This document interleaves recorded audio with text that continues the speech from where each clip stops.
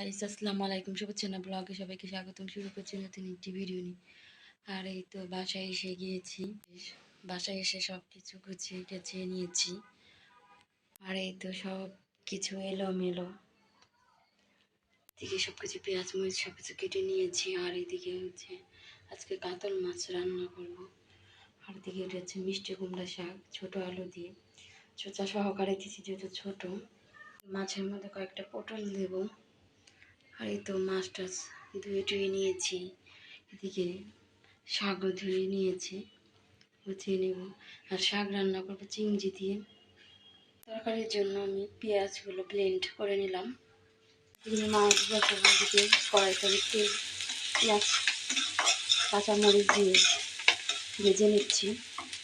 এদিকে পেঁয়াজ বাটা, আদা জিরা হলুদ মরিচ ধনিয়া গুঁড়া দিয়ে মশলাটা কষিয়ে নিচ্ছি। আর এদিকে মাছ আর পটল একসাথে কষাবো আমি। এর মধ্যে কারেন্ট চলে গেছে।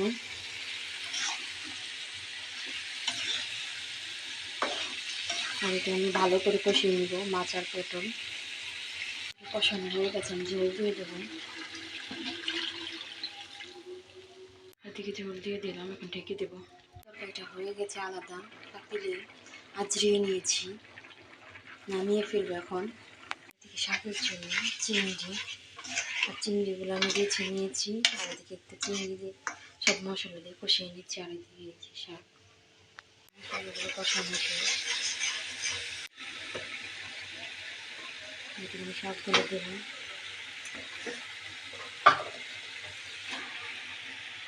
গুলো কষিয়ে নেব।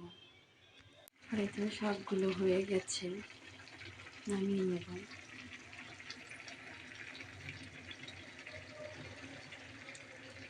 আর এই তো রাতের জন্য খাওয়া দাওয়া করব। আর এদিকে কারেন্ট নেই, কারেন্ট চলে গেছে। চার্জার লাইট দিয়ে। আর সবাই সুস্থ থাকবেন, ভালো থাকবেন, জানিয়ে ব্লগের পাশে থাকবেন। আর আমাদের জন্য সবাই সাবস্ক্রাইব করবেন, লাইক করবেন, কমেন্ট করবেন, শেয়ার করবেন। আর ফেসবুক পেজে সবাই ফলো দিবেন। আল্লাহ হাফেজ।